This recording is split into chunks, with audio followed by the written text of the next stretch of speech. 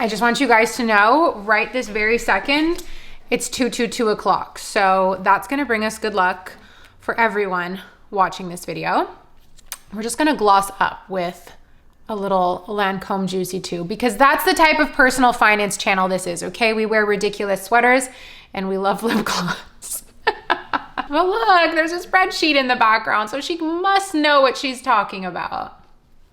Oh my God, these things are so good. What is up, you guys? Welcome back to my channel. Welcome to another episode in my Growing My Net Worth to 100K series. Today's gonna be an exciting update because we are at the midpoint of the year. So I really wanted to sit down, update you guys on where my net worth is currently at, and really make a solid plan to achieve my goal of hitting a 100K net worth. Now, before we get into all of that, allow me to introduce myself. My name is Zoe. I'm 28 years old and I live in Montreal. I have been on such a journey when it comes to my personal finances, and this is a topic that I'm really passionate about. I love sharing with you guys in the hopes of genuinely inspiring you to take those first steps and then all of the subsequent steps into caring about your personal finances, caring about your financial future, getting out of debt, and honestly living your healthy and wealthy best life. That is what my channel is all about. We cover everything from just general lifestyle to well-being, all the way over to money.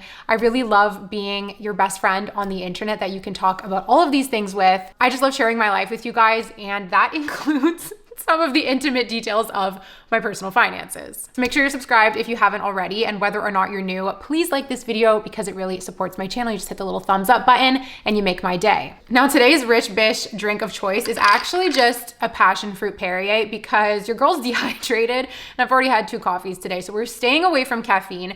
We are getting hydrated, and we can just see it as the passion fruit Perrier because I am passionate about growing my net worth and about you doing the same.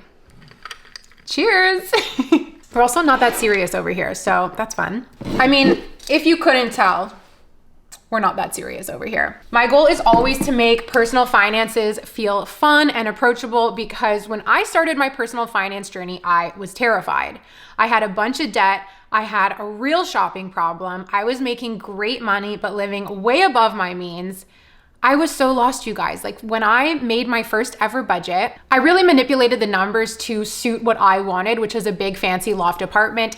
I did not consider tax. I did not consider insurance. I did not consider hydro and electric bills. Like, I just manipulated the numbers to suit my own personal agenda, which was shopping at Aritzia and living in a nice place. I have come so far, and you guys can literally watch my entire transformation from 2020 to now. And the number one thing that I learned along the way is if you can make money feel fun, it will feel so much less scary and you will achieve your goals faster than you ever could have dreamed.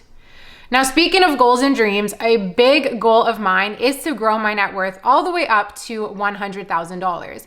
For me, this is like the next big step in my personal finance journey. And like I told you guys, it started with paying off my debt. It then went to building an emergency fund, starting to save and invest, and then finally getting over the fear of the term net worth and deciding to actually start tracking and growing my own. Now, you guys, there is so much that I want to update you on. There is so much that I want to chat about. So I will put timestamps if you just want to jump around this video. But for those of you who are here to chat, which you know I am, comment a little green emoji or a money emoji down in the comments and let's get into it. I actually wanted to start by backtracking a little bit and talking about the number 100K, why it's important to me, why is that my goal, and just kind of what this all means to me. Over the past few years, I have started to visualize my own personal finance journey as building my dream home. And you guys have heard me say this analogy before. I just really love it because I'm a very visual person. And so visualizing money in this way has helped me a lot and actually keeps me really motivated towards my goals. So if we look at personal finances as building our dream house, where the end result is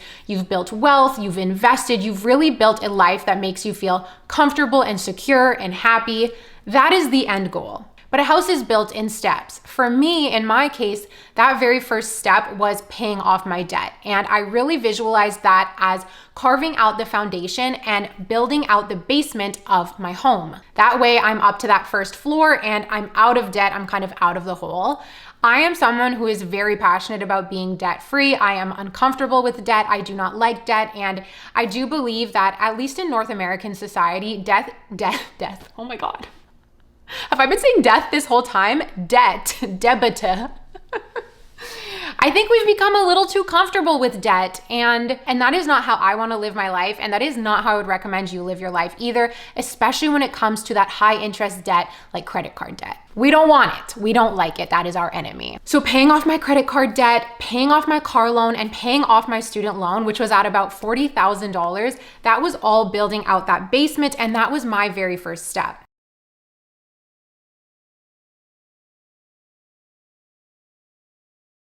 From there, I visualized building my emergency fund to $10,000 as kind of laying that first floor. Now, I did hit my emergency fund goal, and then it kind of went up and down because that is money that, you know, I'm allowed to take from when I need it. So it's teetered a little bit, but it's never gone below $7,000. And to me, these are just numbers that make me feel really comfortable, and they honestly help me sleep better at night. Now, once that first floor is built, the rest is just gravy, as they say. And the more I invest, the more I save, the more I take care of my personal finances, and more importantly, take care of future Zoe, the more I build my dream home and furnish it with beautiful furniture. And that's really how I visualize kind of the rest of my journey, is just continuing to build this big, beautiful home and fill it with things that I love. I guess I would see a net worth of $100,000 as really finishing up that first floor. And I would also say furnishing it, because it's just such a large amount. It's so much money. And to me, it's really something to be proud of. Now, the other thing of why 100K is so important is because it is commonly said in the personal finance world that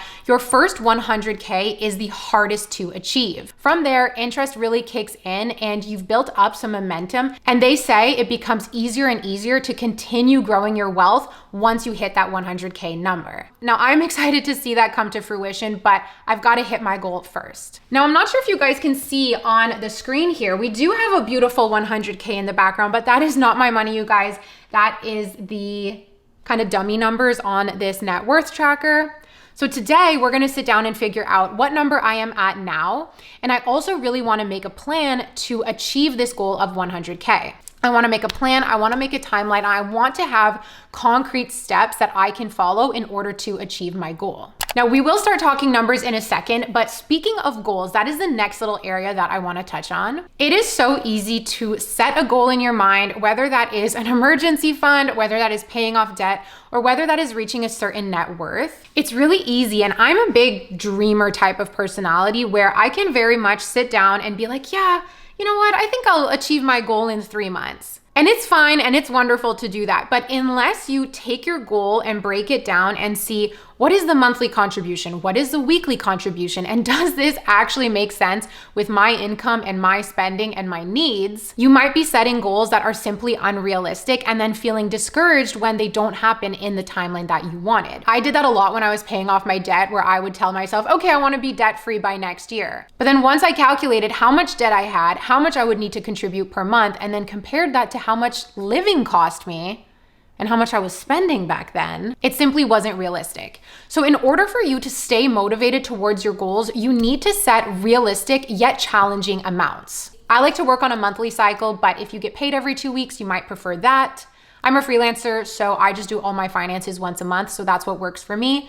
But you need to figure out that bi-weekly or monthly contribution number that makes sense and, once again, is realistic yet challenging. So that's what we're gonna be doing for me today. We are going to plug all of my numbers into this net worth tracker and then finish up by making a plan to hit this goal in a reasonable amount of time. I hope that by doing so, I can encourage you guys to start tracking your own net worth and thinking about how you can start to grow it. I really do believe that taking care of our finances is one of the best gifts we can give ourselves. I'm not joking when I say I genuinely sleep better at night now that I really do take care of my money and I stress a whole lot less. Who remembers when budgeting was a crying affair for me every single month?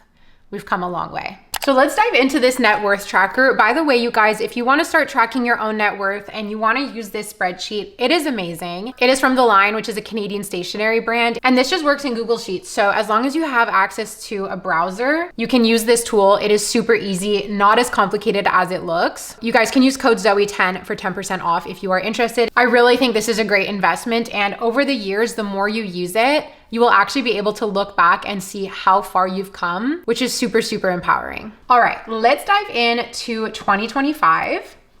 The last time I updated my net worth, I was at $89,000, almost even, which is crazy. And that was on June 1st. This is already super amazing, and it's a number that I'm very proud of. It's so crazy to look at this and think that I am only $11,000 away from my goal. It's like so close, I can taste it. I really feel so grateful and so proud of myself for the work that I've put in to get to this place. We are currently in July, so I'm going to fill out this July column. We're gonna go line by line through all of the various elements that I personally count towards my net worth, and then it will spit out a nice total for us, and then we'll be able to make a plan.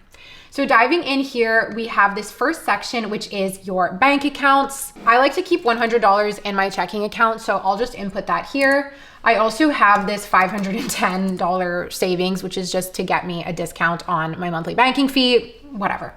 Next up is my emergency fund. I am going to take a look at my Wealthsimple app and double check what it is at now. Another example of me being unserious, you guys. Like, picture me this morning. I was at a meeting for my other job and I'm sitting at the desk and I like take out my phone and it has bunnies on it, and I take out my notebook and it has doggies on it, and I take out my laptop and it has stickers of matcha on it. That's me. Hi. All right, you guys, so looking at my emergency fund, it currently sits at $10,114. This is so exciting. I was able to fill it up this month. The next section we have here is my vacation fund. So let's take a look. All of my funds, by the way, all of my sinking funds, I do keep in high interest checking accounts with Wealthsimple. If you guys are interested in signing up for Wealthsimple, if you are Canadian, I highly recommend it. Such a user-friendly app. You can save, you can invest in stocks and ETFs, and you can also invest in funds as well as crypto. I literally do as much banking as I possibly can with Wealthsimple, and I love it. I have a special code which will give you, I believe it gives you $25 as soon as you open an account. I think you have to maybe put in like $1, but check it out, you guys, if you're not a Wealthsimple customer yet. Okay, the travel fund currently sits at $3,000. I will explain to you guys in a second where this money is coming from, because I actually have a really exciting update. I just want to start filling this out a little bit. The last section here is my sinking funds. Now, I do have these broken out, and I actually have a sinking funds tracker that I use to keep track of my various sinking funds, but for net worth tracking purposes, I just lump them all together. So I'm actually gonna do a little formula here, and we will add up the totals of my sinking funds. So we have the Maggie fund that currently sits at $1,500. I have my car fund that currently sits at $1,000. Oh my God. I have a few other sinking funds with some money in them. However, I'm choosing not to count them towards my net worth because the intention with those sinking funds really is to spend. For Maggie and for my car, those are more of emergency funds that I don't really want to touch. But for example, I also have a health and wellness fund where I will put money aside for if I need a massage or if I want to go for acupuncture. And the intention really is to spend that. It's not to hold on to it. So I'm not going to count that towards my net worth. Another sinking fund that is really exciting that I'm just now starting to save for is actually my wedding fund. So saving up to have a wedding, it's like so crazy. I'm really excited that I get to start the like personal finance wedding journey, but at the same time, I'm also not excited because everything is so expensive. But that's another example of a fund that I am fully planning on draining. Like, I'm saving it to eventually spend it, like let's say within the next year. So I don't see the point of inflating my net worth by counting that money when, again, the goal is to spend it at the end of the day. So with all of that being said, the money that is in my banking account, this is like very liquid money, which means it's not invested. The only interest that I'm earning is on these savings funds that are with Wealthsimple. I get like a little bit of a higher interest because they're in a special account. But I have instant, immediate access to all of this money right away, and this adds up to $16,224. Now, before we continue on with the spreadsheet, I want to share with you guys something so crazy and so exciting that happened that honestly, I can't call anything other than a blessing. You guys may be like, Zoe, how did you just all of a sudden fill up your emergency fund and fill up your sinking funds? If you watched my everything that I have saved, invested, total debt at however many years old, you will know that because I'm self-employed, I do have to take money off of my earnings and put them aside for my taxes. I am very, very, very, how would you say this? Cautious, I guess. And I oversave like crazy for my taxes because I am always scared of getting a big surprise bill at the end of the year.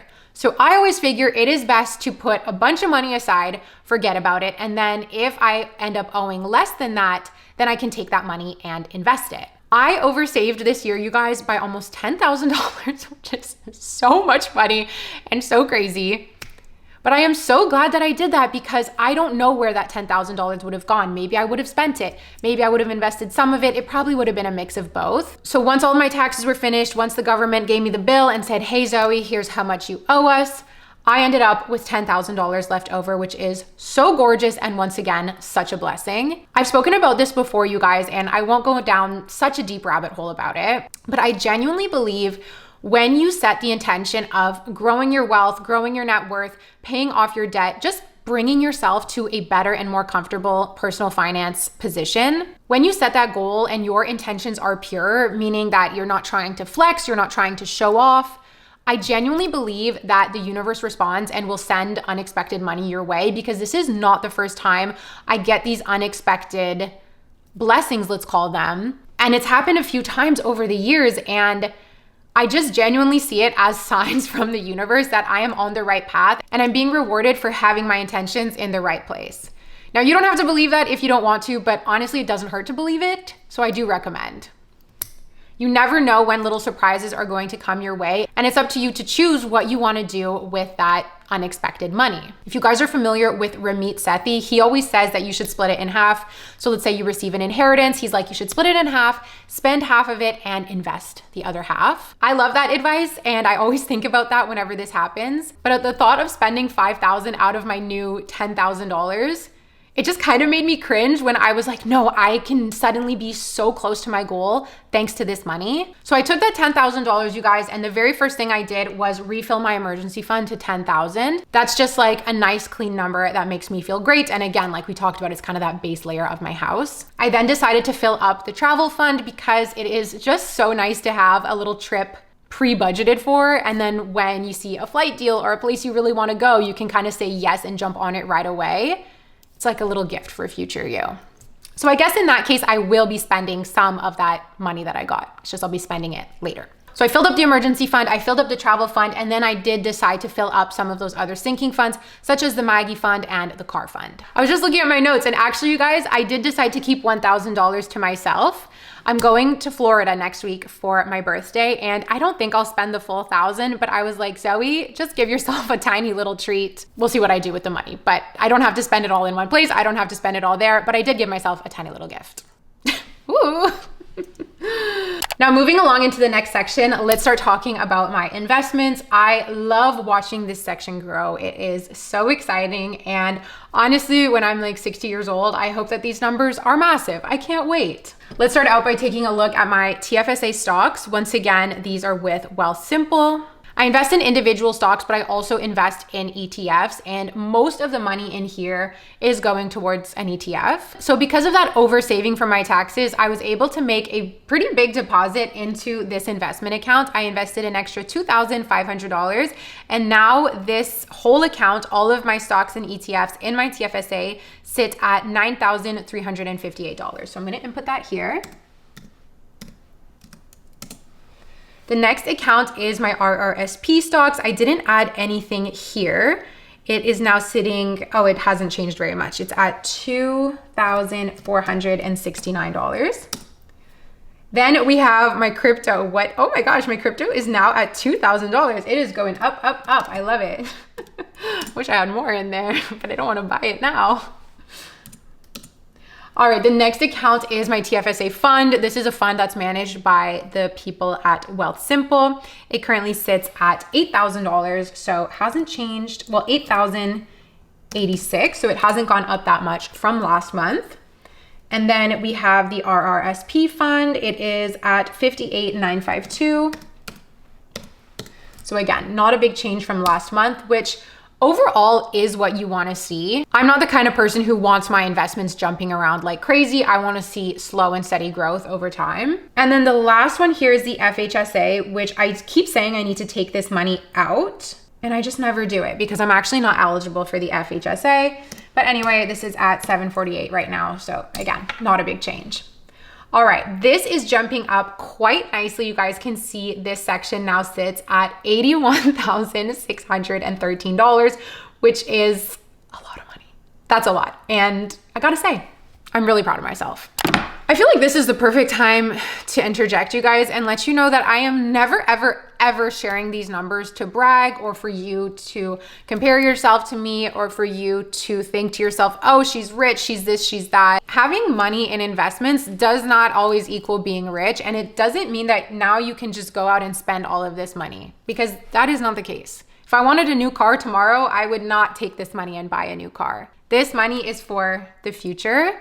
And I really think of it that way. And I don't want to bring any, what would you even call this? Self-worth association to these numbers. Like my self-worth, who I am as a person, is not tied to this. And I think, and maybe I should have said this at the beginning of the video, but it's so important that we don't tie our self-worth to our net worth, because that is just a recipe for disaster. Both in the sense of if your net worth goes down and then your self-worth goes down, but also in the sense of as you do grow your net worth over time, it doesn't give you permission to start thinking you're better than anyone or to start acting rude or acting any type of way. Sometimes I'll see comments being like, oh, rich people are nasty, rich people are this. No, nasty people are nasty.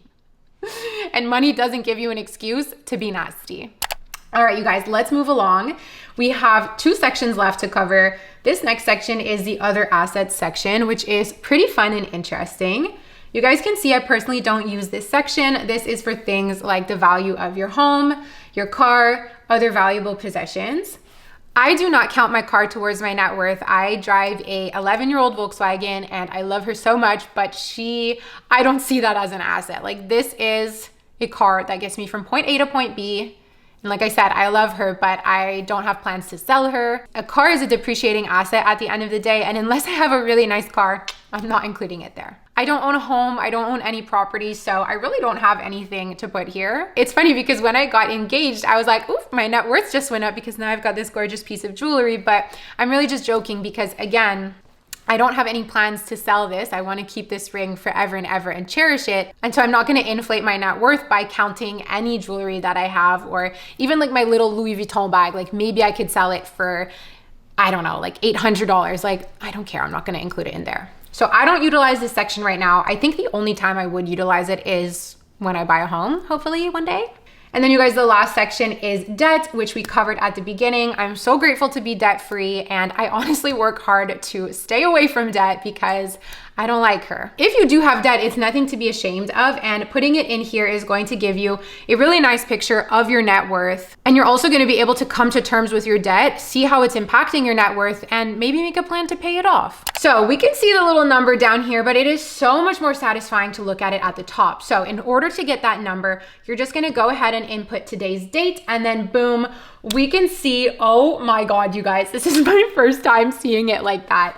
97,837. I am so close to my goal. I'm actually shook. Hold on a second. I can't believe it. I actually can't believe it. $2,163 away from my goal, you guys. This is absurd. This is all thanks to Zoe from last year over saving for her taxes because she's paranoid. Because if it weren't for that, and if it weren't for that true blessing, I would be a lot farther. I mean, I would literally be $10,000 further from my goal. It's funny because when I sat down and when I filmed my everything blah, blah, blah video, remember at the beginning of this video, I was saying how sometimes I'll just set goals and like not really understand that it takes time to get there or the implications of those goals. In that video, I actually said I would love to hit a net worth of 100K by my birthday, which is at the end of July. Right after those words came out of my mouth, I said to myself, what are you saying, Zoe? Like that makes no sense. And I edited that part out and said I'd love to achieve it by the end of the year. Now, I don't think I'm gonna come up with $2,000 in the next week before my birthday, but I am closer than I ever expected I would be, so close to my birthday, and I'm actually shook. Okay, I need to take a deep breath because I'm so happy, genuinely. So now what's left to do is figure out a plan and a timeline to achieve the goal of 100K.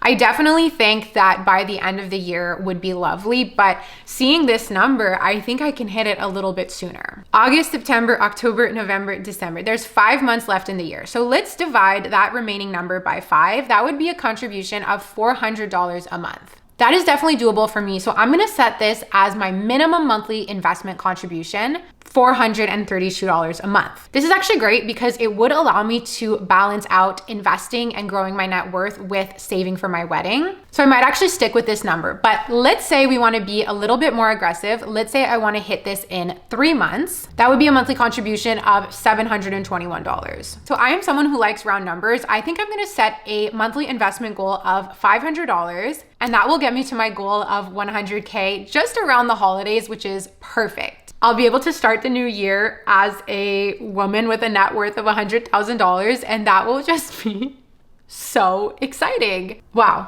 I'm floored. I have nothing else to say. $500 is great. That has been kind of my baseline for the last couple months. So it's something that I do feel comfortable and know that I can achieve. And then what I can do is actually set another monthly goal for wedding savings and how much I want to contribute every month to starting to save up for that wedding. So that's gonna be the plan, you guys. $500 towards my investments every single month in order to hit my goal of $100,000. And you guys will be the first to know. When I achieve that, we will make a big video, we will celebrate, and it's gonna be beautiful. So we've made a plan, we've made a timeline, we know the monthly amount, but there are still little habits, okay? That $500 isn't just gonna materialize out of nowhere. There are little habits that I still need to stay on top of in order to have that $500 and in order to still accomplish my goal. Nothing is guaranteed. So I wanted to end this video by sharing with you guys just some little money goals that I have, little challenges that I'm setting in order to just keep me on track. That's another important thing is I need to not look at this number and become overly confident and stop caring about my finances because I'm like, oh, I'm gonna achieve my goal sooner than I thought. So the first goal that I have from now until the rest of the year and honestly continuing on is to increase my income. June and July were quite slow for me, and I'm not gonna lie, I really also let myself take things slow. Because I'm a freelancer, I'm really in control of my schedule, and to a certain extent, I really do get to dictate how much or how little I work. I've been enjoying the summer, I've been taking vacations, but starting in August, I really do wanna get back to the grind a little bit, if you will. I wanna take on some more copywriting projects, and I actually have those already starting to materialize, which is great. I wanna continue growing my YouTube channel and just increase my income overall. The second goal that I have is to stop buying clothes, and this is gonna be a challenge for me, but I really wanna stop buying clothes for the whole month of August, which I know for some people you're like, okay, that's easy. For me, that's not easy. Starting with August and then hopefully bleeding into September as well. So 2 months without buying clothes will be a great accomplishment for me. I already started my challenge of natural nails and it's been going great, better than I ever thought it could. And I really hope that not buying clothing could be the same type of challenge where I can keep extending it, because I realized that maybe I didn't need everything that I was buying. And then goal number 3, you guys, is related to the wedding and continuing to save, but also setting a budget, figuring out with JS what that budget is gonna look like and making sure that we rigidly stick to it. So those are the 3 things that I'm going to be working on from now until the end of the year. And all of that will tie together. I guess not so much the wedding, but the first 2 especially will come together and ensure that I hit my goal of reaching a net worth of $100,000. So with all that being said, you guys, that brings us to the end of this video. Thank you so much for watching. I hope you enjoyed. I hope it leaves you feeling inspired, and I will see you all in my next video. Bye.